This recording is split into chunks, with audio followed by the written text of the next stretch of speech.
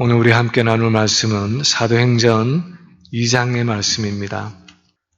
1절에서 13절까지 말씀을 한 절씩 교도하겠습니다.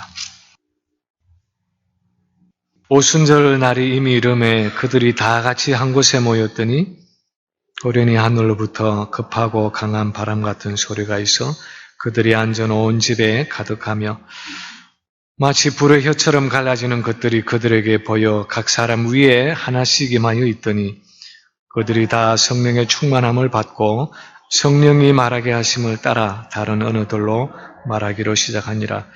그때에 경건한 유대인들이 천하 각국으로부터 와서 예루살렘에 머물러 있더니 이 소리가 나매 큰 무리가 모여 각각 자기의 방언으로 제자들이 말하는 것을 듣고 소동하여 다 놀라 신기하게 여기 이르되 보라, 이 말하는 사람들이 다 갈릴리 사람이 아니냐? 우리가 우리 각 사람이 난곳 방언으로 듣게 되는 것이 어찌 됨이냐? 우리는 바데인과 메데인과 엘람인과 또 메소포타미아, 유대와 갑바도기와 본도와 아시아, 부르기아와 밤빌리아, 애굽과 및 구레네에 가까운 리비아 여러 지방에 사는 사람들과 로마로부터 온 나그네 곧 유대인과 유대교에 들어온 사람들과 그레데인과 아라비아인들이라. 우리가 다 우리의 각 언어로 하나님의 큰 일을 말함을 듣는도다 하고 다 놀라며 당황하여 서로 이르되 이 어찌 된 일이냐 하며 다 같이요 또 어떤 이들은 조롱하여 이르되 그들이 세술에 취하였다 하더라. 아멘. 이제 한 주 남짓 지나면은 6.25 기념일을 맞습니다마는 1950년에 일어났던 그 6.25 전쟁에 우리 남한의 전세와 운명을 아주 결정적으로 반전시킨 한 사건이 있다면 인천 상륙 작전입니다.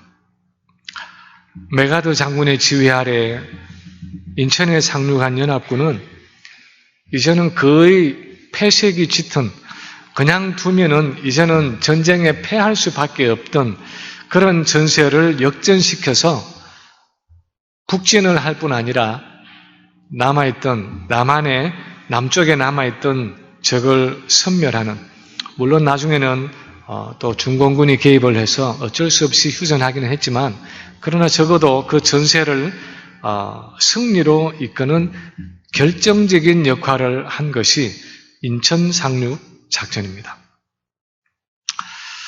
근데 만약에 우리가 비유를 한다면 인류의 구원이라는 그 하나님의 전쟁에 있어서 창세기 3장에부터 시작을 해서 요한계시록 20장까지 이어지는 그 인류를 구원하시는 하나님의 전쟁에 있어서 가장 큰 터닝 포인트가 된 어떤 사건을 꼽으라.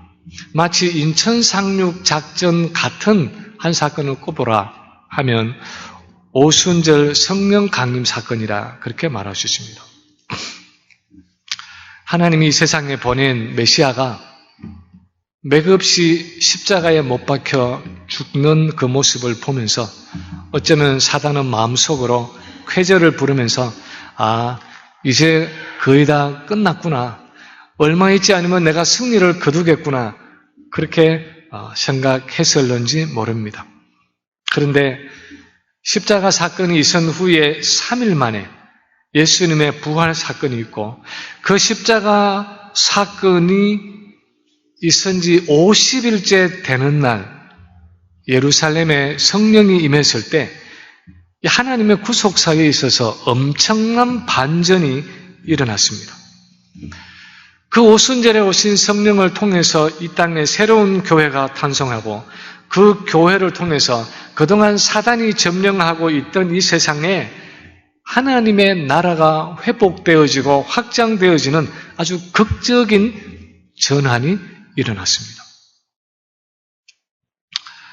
오늘 본문 2장 1절에 보면은 오순절 날이 이미 이름에 이렇게 시작을 하고 있는데 이 오순절은 6월절이 있고 나서 50일째 되는 날이라 그래서 오순절, 5 곱하기 10 해서 오순절이라고 불렀고 또 6월절 이후에 7주간이 지난 날이었기 때문에 77절이라 그렇게 부르기도 했습니다.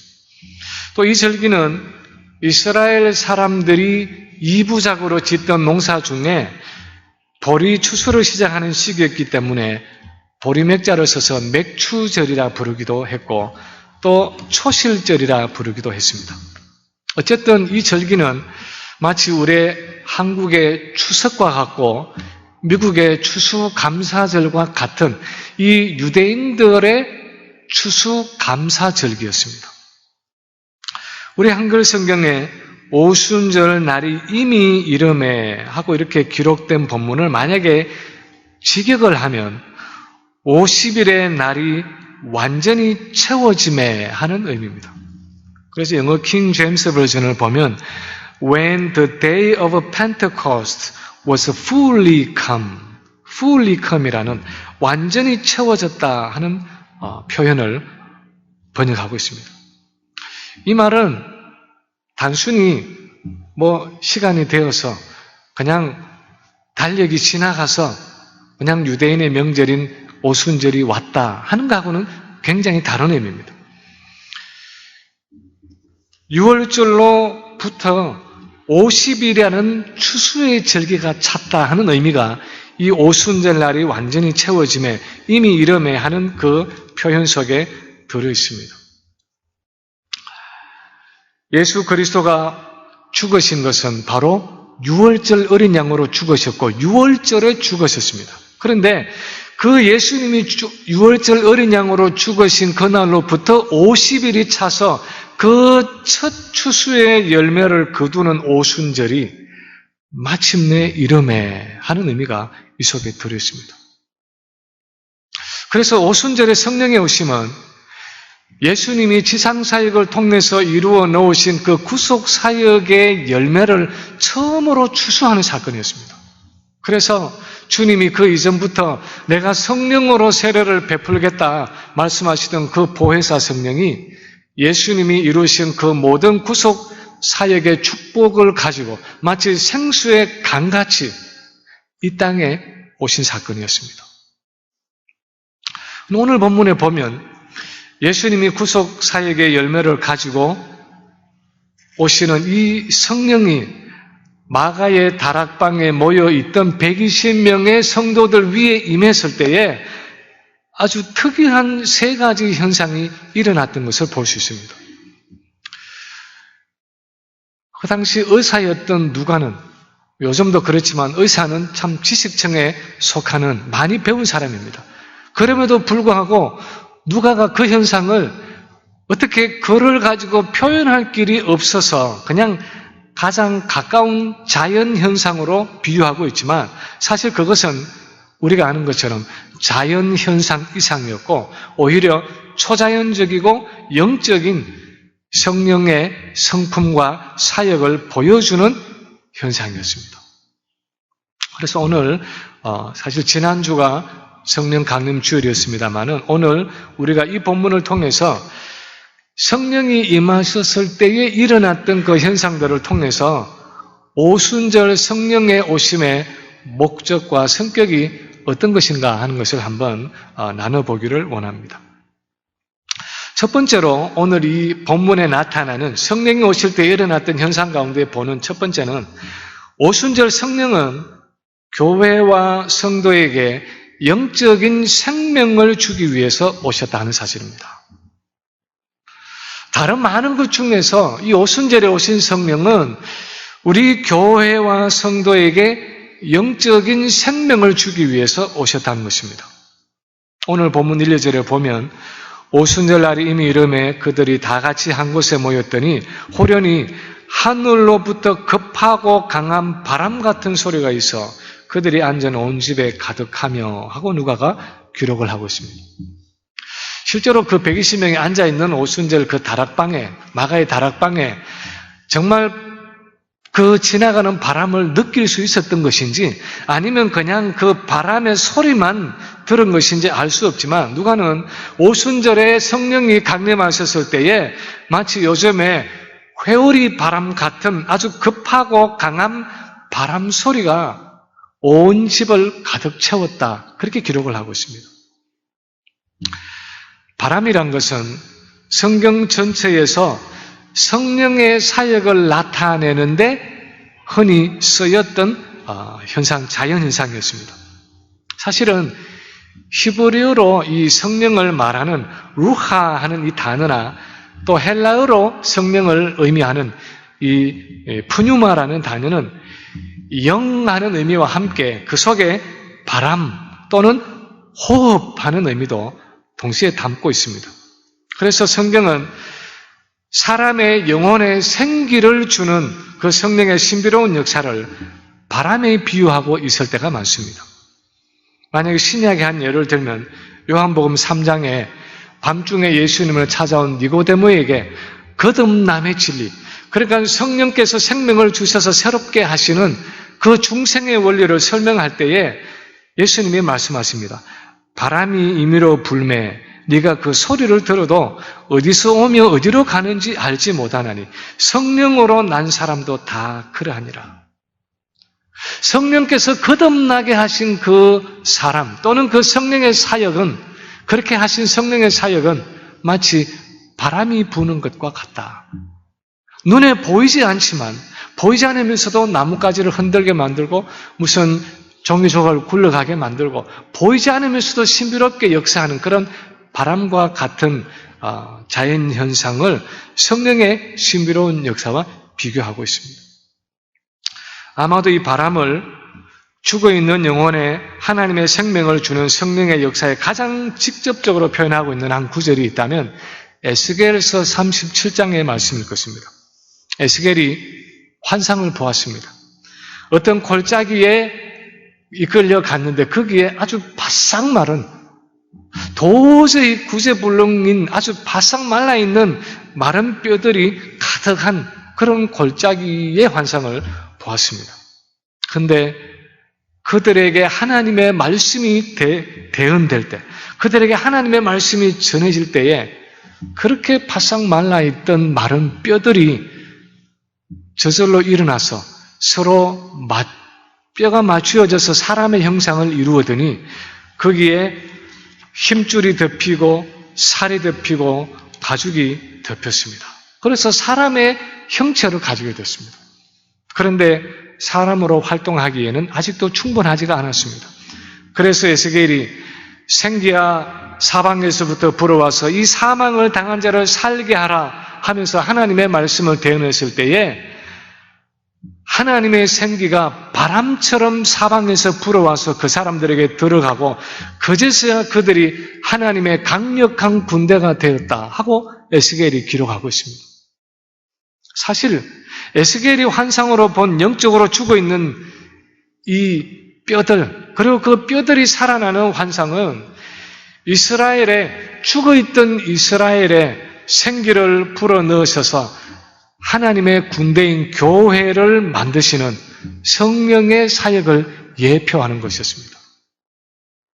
그런데 그것이 바로 십자가에 죽으신 예수 그리스도의 구속 사역을 통해서 가능해져서 이제 성령께서 그 열매를 가지고 오셨다는 것입니다. 오순절에 성령이 강림하신 이날 베드로의 설교를 듣고 세례를 받은 그 3,000명은 바로 이 불어오는 성령의 바람으로 새로운 생명을 얻은 하나님의 군대들이었고, 그것을 시작으로 해서, 그것을 스타트로 해서 죄인들에게 생명을 주시는 성령의 역사가 급하고 강한 바람같이 온 지면으로 퍼져나갔다는 것입니다. 오순절 성령 강림 사건의 가장 직접적이고 중요한 결과는 교회의 탄생이었습니다. 영적으로 죽어있던 무리가 새로운 생명을 얻어서 하나님의 군대가 되었다 하는 사실입니다. 이것은 베드로의 설교를 듣고 하루에 3,000명씩이나 예수를 영접하고 세례를 받게 되는 그런 숫자적인 부흥을 가져오는 그런 현상을 말하기도 하지만 더 본질적으로는 그 당시에 그냥 오합지졸에 불과했던 120명의 성도들을 그야말로 하나님의 군대로, 하나님의 정예 군사로, 정예 부대로 만드는 결과를 이 오순절 성령께서 가져오셨다는 것입니다. 우리가 잘 아는 것처럼 예수님이 성령이 오시기 전에 예수님이 겟세마네 동산에 기도하기 위해서 제자들을 데리고 가셨을 때에 그 밤에 유대인들이 몽치와 여러 무기들을 가지고 예수님을 잡으러 왔습니다. 그때 그렇게 예수님과 함께 있겠다고 말하던 제자들이 아주 혼비백산해서 다 줄행랑을 쳤습니다. 심지어는 다른 사람들은 다 주님을 버려도 저는 죽는 데까지 따라가겠습니다. 제 손에 장을 지지십시오. 저는 주님을 절대로 안 버립니다. 하는 그 베드로조차도 멀찍이서 예수님을 따라가다가 작은 계집종이 당신 저 사람 따라다니는 제자죠? 갈릴리 사람이죠? 그렇게 묻는 말에 나는 저 사람을 알지도 못한다 하면서 3번씩이나 그 예수님을 부인하고 저주하고 맹세하는 데까지 그렇게 예수님을 부인했습니다. 그런데 그런 제자들이 이 오순절에 성령이 오셔서 충만하게 되었을 때에 그 성령으로 충만하게 되었을 때 완전히 다른 사람들이 되었습니다. 완전히 딴 사람들이 되었습니다. 성령이 오신 후에 베드로와 요한이 예수의 이름으로 복음을 전하다가 공회에 잡혀갔습니다. 그래서 이제 더 이상 그 예수의 이름으로 복음을 전하지 말라는 위협을 받았을 때에 이 사람들이 대답하는 걸 한번 보십시오. 하나님 앞에서 너희의 말을 듣는 것이 하나님의 말씀을 듣는 것보다 옳은가 너희가 판단해라. 우리는 보고 들은 것을 말하지 아니할 수 없다 하고 아주 담대하게 그 공회원들 앞에서 말했습니다. 공회원들이 몇 번씩이나 그렇게 잡혀갔다가 또 놓였다가 또 잡혀오는 이 제자들 어떻게 할 길이 없어서 그들을 채찍질하고 내보냈더니 기록에 보면, 성경에 보면 사도들은 예수의 이름을 위하여 능욕받는 일에 합당한 자로 여기심을 기뻐하면서 공회 앞을 떠났다 그랬습니다. 예수님의 이름을 위해서 내가 복음을 전하다가 이렇게 채찍질을 당할 수 있는 영광을 주시다뇨 하면서 기뻐하면서 그 공회를 떠나갔다는 것입니까? 누가 그들을 맡겼습니까? 그야말로 그들은 히브리서에 나오는 세상이 감당할 수 없는 사람들이 되었습니다. 그런데 어떻게 이렇게 그 겁쟁이 무슨 오합지졸들이 어떻게 이렇게 담대한 사람들이 되었습니까? 오순절에 성령이 그들에게 임하시고 그들이 성령으로 충만하게 되었기 때문이었습니다. 다시 말하면 오순절의 성령은 오늘날 우리 하나님의 백성들을 오합지졸의 무리가 아니라 강력한 하나님의 군대로 그리스도의 군사로 만들기 위해서 이 땅에 오셨다는 것입니다. 그래서 우리가 그 성령으로 충만케 되어서 하나님의 일을 감당할 수 있도록 하기 위해서 오순절에 그 성령께서 우리에게 오셨다는 것입니다. 두 번째 오순절의 성령은 우리를 정결케 하는 분으로 이 땅에 오셨다는 것을 알 수 있습니다. 우리를 정결케 하시는 분으로 오셨습니다. 부정한 우리를 정결케 하시는 목적으로 오셨습니다. 본문 3절에 보면 성령이 그들에게 임했을 때에 마치 불의 혀처럼 갈라지는 것이 그들에게 보여서 각 사람 위에 하나씩 머물러 있었다 그랬습니다. 우리 한번 3절 같이 한번 읽을까요? 3절입니다. 마치 불의 혀처럼 갈라지는 것들이 그들에게 보여 각 사람 위에 하나씩 임하여 있더니. 좀 말이 어렵지만 불의 혀처럼 갈라지는 것 하는 게 좀 말이 어렵지만 다시 말하면 마치 혓바닥처럼 활활 타오르는 그 불꽃 같은 것이 각 사람 머리 위에 임해 있었다는 것입니다. 그 120명의 사람들 각각의 머리 위에 그런 타오르는 불길 같은 것이 있었다는 것입니다. 유대인에게 있어서 이 불이라는 것은 태우는 것이고 정결케 하는 것이었습니다.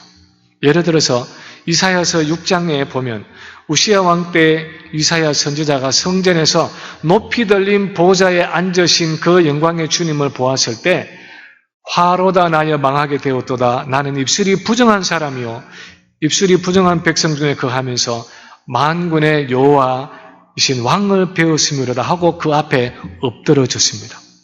그때 천사 중에 하나가 화저에서, 옛날에 우리 그 화로 같은 거 아시죠? 화로 같은 데서 활활 타고 있는 숯불을 하나 화저로 집어다가 날아와서 이사야의, 지금 부정하다고 고백한 이사야의 입술을 찢었습니다. 그러면서 보라, 이것이 내 입에 닿았으니 내 악이 제하여졌고 내 죄가 사하여졌느니라 하고 말했습니다. 유대인들에게 있어서는 이 불이라는 것은 부정한 것을 태우고 죄악된 것을 정결케 하는 하나님의 역사로 인식되었습니다. 오순절 성령이 강림했을 때에 갈라지는 혀같이 타오르는 그 불꽃이 나타나서 거기에 모인 각 사람의 머리 위에 타올랐다는 것은 각 사람을 정결케 하시는 그 거룩하신 하나님의 강림과 그 하나님의 임재를 의미했습니다. 지금은 시간이 없어서 읽지는 않겠지만요. 여러분이 혹시 기회가 되시면 나중에 히브리서 10장의 말씀을 한번 읽어보시면, 특히 전반부를 보시면 구약시대의 제사가 뭐가 문제였는가 하는 것을 기록하고 있습니다. 구약시대 하나님이 양이나 염소나 또는 소를 가지고 그렇게 수많은 제사들을 드려라고 말씀을 하셨지만 구약의 제사 제도에 문제가 있고 한계가 있다는 것입니다. 아마 문제라기보다는 한계라고 말하는 게 옳겠습니다. 그런데 그 구약시대의 제사 제도의 문제가 뭐냐? 죄인들의 죄를 제거하지 못했다는 것입니다. 아니, 그게 무슨 말씀입니까? 죄를 없애라고 그렇게 수많은 소와 양과 염소를 잡아서 제사로 피를 흘리고 제사를 드렸는데 죄를 없애지 못했으면 뭐 때문에 그 제사를 드렸습니까? 누르실지 모르지만 구약시대의 제사는 죄를 제거하는 것이 아니라 그냥 주님 오시기까지 죄를 덮어두는 역할을 했습니다. 비유를 들자면 우리 모든 인간 속에 있는 죄라는 쓰레기 나는, 이 냄새 나는 쓰레기를 치울 수가 없었습니다. 그걸 드러내어서 완전히 제거하고 깨끗게 하는, 제거하는 일을 할 수가 없었습니다. 제사가 한 것은 그냥 그 부정하고 더러운 쓰레기를 어린 양의 실체가 되는, 그 모든 제사의, 모든 예표가 되는 제사의 실체가 되는 예수님이 오셔서 십자가에 죽으셔서 실제로 죄를 없애기까지는 그냥 보자기로 덮어두는 것 같은, 죄를 가리워두는 역할만을 했습니다. 죄를 제거하는 것이 아니라 죄를 가리워두는 것이 구약 제사의 한계였습니다. 그 결과는 거룩하신 하나님이 자기 백성 안에 오실 수가 없었다는 것입니다. 그 죄 때문에 거룩하신 하나님이 자기 백성인데도 자기 언약 백성 안에 오셔서 거하실 수가 없었다는 것입니다. 그래서 여러분이 성경을 보시면 구약 시대에는 하나님이 자기 백성들의 심령 안에 거하신다 하는 내용이 없습니다. 그런 개념이 없었습니다. 하나님이 성도의 심령 안에 내재하신다 하는 개념이 없습니다. 왜냐하면 부정한 죄악이 인간 안에, 우리 모두 안에, 구약 성도들 안에 여전히 남아있었기 때문입니다. 그러나 예수님의 십자가 죽음은 우리의 죄 문제를 단번에 해결하셨습니다. 히브리서에서 예수님의 속죄사역을 설명하면서 단번에 하면서 그 단번에라는 단어를 여러 번 사용하는 것은 그것이 구약시대 수천 년 동안에 수많은 동물 제사들이 그렇게 반복되어도 할 수 없는 일을 예수님께서 한 번의 십자가 죽음으로 이루셨기 때문입니다. 예수님이 십자가에서 자기 몸을 온전한 제사로 드리실 때 우리 모든 성도들을 단번에 거룩하고 온전하게 하셨습니다. 그런데 이 예수님의 십자가 구속 사건의 열매를 가지고 오순절에 성령께서 오셨다는 것입니다. 그래서 이제 그 예수님의 구속 사역으로 깨끗해진 우리의 심령 속에 거룩하신 하나님의 임재가 가능하게 되었다는 것입니다. 구약의 성도들처럼 단순히 그냥 성령이 어떤 사람 위에 임하는, 예를 들어서 사사들 위에, 삼손 위에 여호와의 신이 임하였더니 하면서 그냥 그 사람 위에 임하는 성령의 사역이 아니라, 아니면 많은 백성들 가운데 그냥 하나님의 영광이 임하시는 정도가 아니라 우리 각 사람의 심령 안에 내재하시는, 우리 안에서 떠나지 않고 영구적으로 거하시는 그 참된 하나님의 임재가 드디어 가능하게 되었다는 것입니다. 요한복음 14장에서 예수님의 제자들에게 보혜사 성령이 오시면 그는 너희와 함께 거하시며 또 너희 속에 거하시겠습니다 하시던 말씀대로 거룩하신 하나님의 영이 우리 속에 오셔서 영원히 거하시게 되었다는 것입니다. 이것은 구속사적으로 볼 때 정말 엄청난 사건이었습니다. 이것은 구약의 제사 제도가 폐하여지고, 왜냐하면 이제는 우리 각 성도의 심령 속에 하나님께서 몸소 거하시는 일이 가능해졌기 때문에 구약의 제사를 지내던 그 성전 제사가 폐하여지고 우리 각 성도가, 우리가 하나님의 성전이 되는 사건이었습니다. 우리 교회 공동체가 이스라엘에 있는 그 건물이 아니라 우리 교회 공동체가 하나님이 거하시는 성전이 되는 사건이었습니다. 예수님이 예언하신 것처럼 유대인들이 허물어 버린 그 성전을 예수님이 사흘 만에 부활시키셔서 이제는 자기 몸을 통해서 새로운 성전을 지으신 사건이었습니다. 그것이 바로 교회 공동체이고 우리 성도들이라는 것입니다. 한 2, 3주 전에 제자훈련으로 유명한 서울의 어느 교회가 헌당 예배를 드렸습니다. 건물을 완공한 지는 5년 6개월이라는 시간이 지났는데 여러 형편으로 헌당 예배를 드리지 못하고 있다가 지난 6월 첫 주일에 헌당 예배를 드렸습니다. 그런데 신문 기사를 보니까 그 헌당 예배를 드린 기사 제목을 아무 교회 5년 6개월 만에 새 성전 헌당 이렇게 제목을 붙였습니다. 사실 저는 그 제목을 보고 상당히 놀랐습니다. 아직도 이 예배당 건물을 성전이라고 부르고 있다는 사실이 참 놀랍기도 했고요. 더 놀라운 것은 그래도 그렇게 많은 제자훈련을 하고 제자훈련에 앞서가는 교회라고 하는 그 교회가 아직도 예배당 건물을 성전이라고 부르고 있다 하는 것이 정말 참 믿어지지가 않았습니다. 너무나 뜻밖이었습니다. 교회가 예배당 건물을 성전이라고 부를 때 실제로 잃어버리는 것은 참된 성전이 되는 우리 성도 자신의 정체성입니다. 오순절 성령 강림 사건으로 우리 각 사람 안에 하나님의 영이 계시고 이제는 우리 각 사람이, 우리 각 성도들이 바로 성전이고 우리 교회 공동체가 바로 성전인데 우리는 교회 건물을 성전이라고 부르면서 결과적으로 우리 자신의, 우리 교회 공동체의 성전됨을 외면하고 있는 것입니다. 그래서 여전히 나는 성전이 아닌 것처럼 살아가기가 쉽다는 것입니다.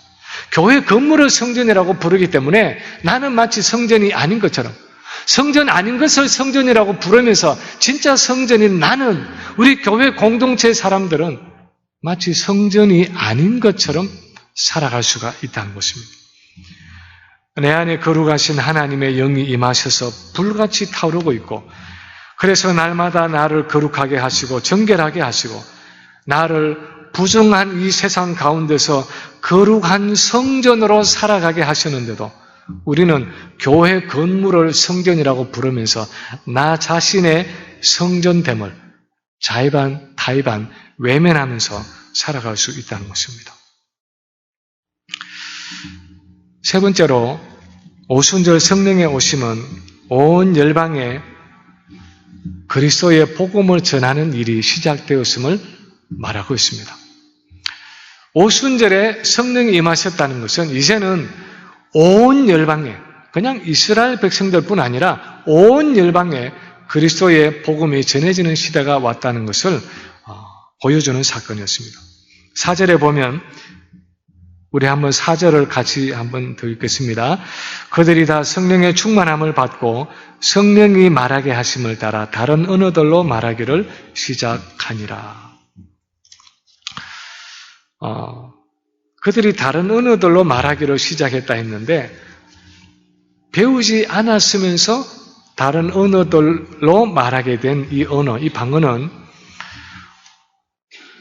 유대인들의 3대 절기 중에 하나였던 이 오순절을 지키기 위해서 로마 제국 전역에서 모여들었던 유대인 디아스포라들의 언어였습니다. 그래서 5절 이하의 기록에 보면 천하 각국이라는 것은 그 당시에 로마 제국을 말하죠. 로마 제국의 각국에서 예루살렘에 모여든 이 유대인들이 보니까 제자들이 자기들이 왔던 그 디아스포라로 살아가던 그 땅의 언어를 지금 방언으로 말하고 있는 것을 듣게 된 것이죠. 이 사람들이 그 지역에 살면서 배운 게 아니라 전혀 이 유대 이스라엘이라는 땅을 떠나본 적이 없는 제자들이 방언이 터져서 이 성령의 그런 말하게 하심을 따라서 지금 로마 제국 다른 지역 언어들을 말하고 있는 것입니다. 그랬더니 이 사람들이 놀라면서 당황하여 서로 말하기를 이것이 어찌된 일이냐 하면서 신기해하고 또 어떤 이들은 아침부터 술에 취했구나, 새술에 취했다 하면서 비방하기도 했습니다. 오늘날 우리가 외국어라고 부를 수 있는 이 방언은 유대인들의 입장에서 보면 이방인의 말이었습니다. 다시 말하면 오순절에 성령이 임하셨을 때에 그들이 말하게 된 그 방언은 이방인들의 말로 하나님이 하신 일, 다시 말하면 그리스도의 그 복음을 전하게 되었다는 것입니다. 사실 구약시대에는 유대인들이 이방인의 말을 가지고 하나님의 율법을 가르친 적이 없었습니다. 하는 율법을 가르친 적이 있습니다. 그러나 그것은 항상 이방인들이 유대인의 언어로 배워야 했고 개종을 하든지 아니면 유대인의 언어로 배워야 했고 아니면 그 당시에 공용어였던 로마 제국 전체의 공용어였던 헬라어로 하나님에 대해서 듣는 것이 보편적인 그런 일이었습니다. 항상 이방인들이 와서 유대인의 언어로 하나님을 배워야 했습니다. 그런데 지금 오순절에 성령이 임하면서 일어난 이 변화는 유대인들이 이방인의 은혜를 말했다는 것이고 그것은 이제 천하에 있는 모든 이방인들의 언어로 그들이 가서 그리스도의 복음을 증거하는 새로운 시대가 열렸다는 것을 의미했습니다. 그래서 사도행전의 교회는 더 이상 이스라엘에 국한된 유대인 교회가 아니라 열방 가운데서 온 이방인들을 포함하는 보편적인 교회가 되었다는 것입니다.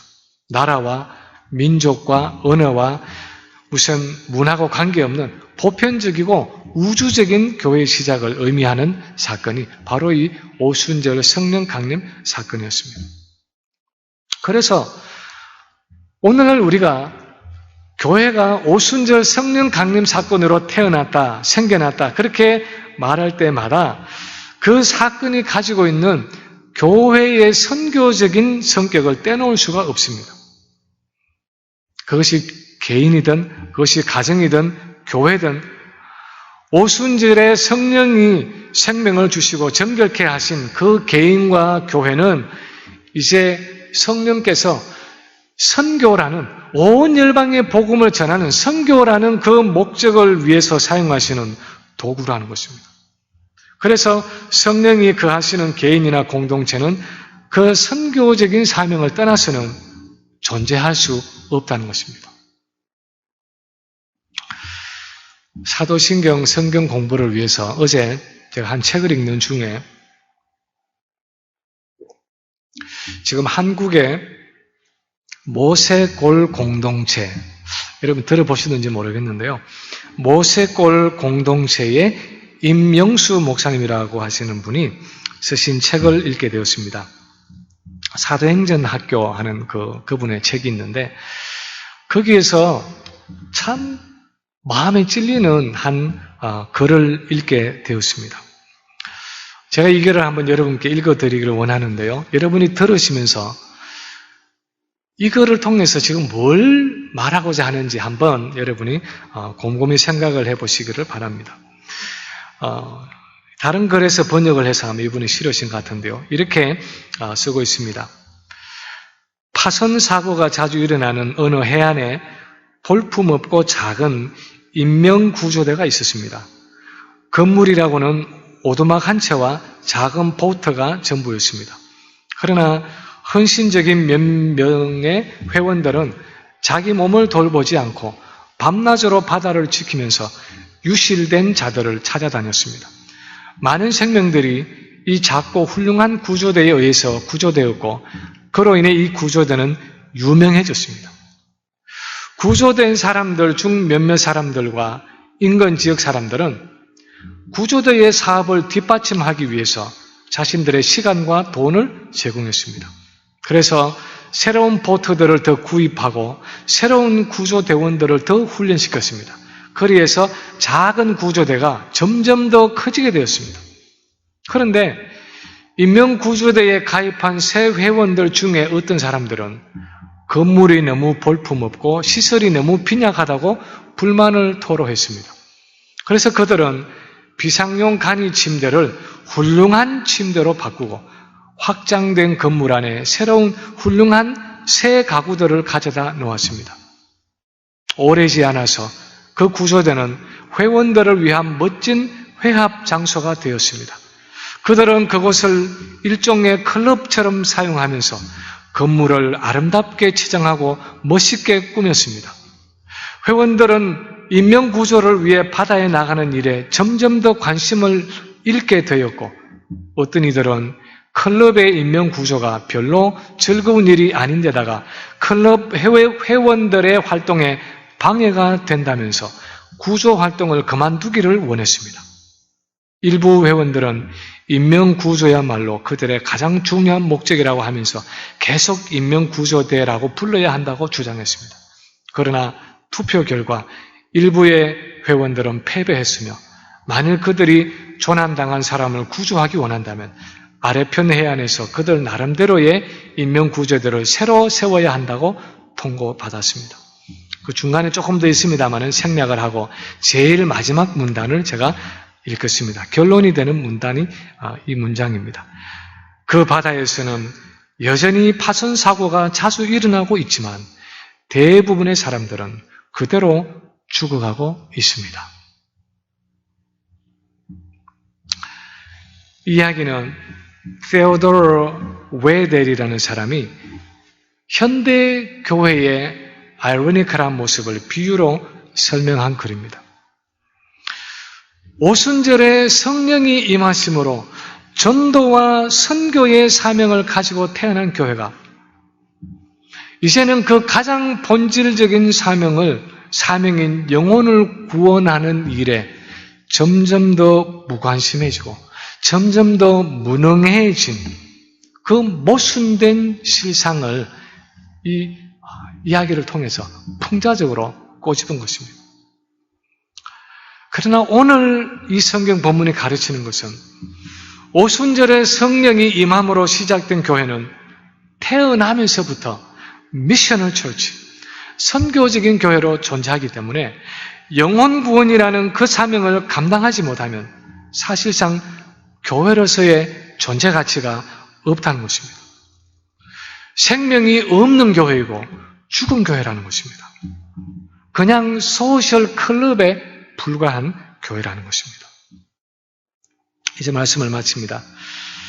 지난 총회 때에 돌아오면서 이제 비행기가 LA에서 출발을 해서 조지아 아틀란타에 들러서 필라로 이렇게 오게 되는데 LA에서 비행기를 탔습니다.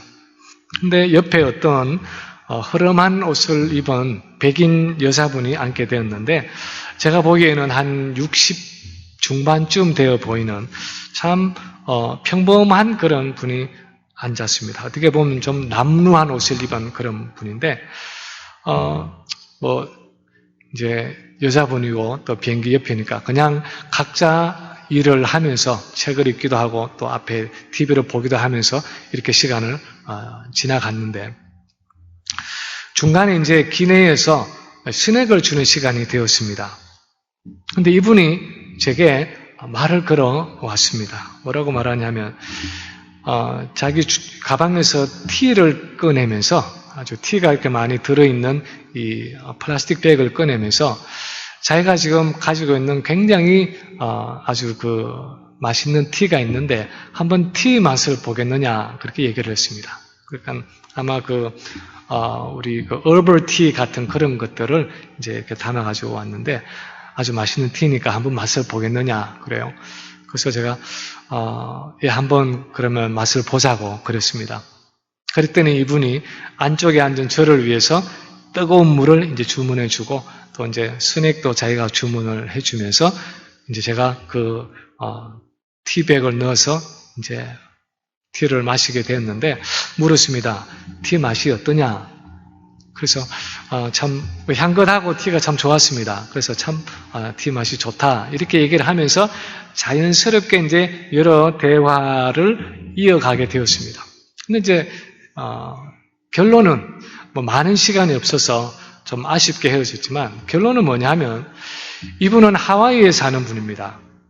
근데 이분은 다닐 때마다 늘 비행기 안에 티백을 갖고 다닙니다. 근데 물론 자기가 티를 마시고 싶어서이기도 하지만 자기 옆에 앉은 사람에게 전도를 하기 위해서 이 티백을 늘 갖고 다니는 것입니다. 그래서 맛있는 티가 있는데 티 좀 마실래? 그래서 마신다 하면 티를 주면서 티 맛이 어떠냐? 이러면서 얘기를 끌어가서 전도를 하는 것입니다.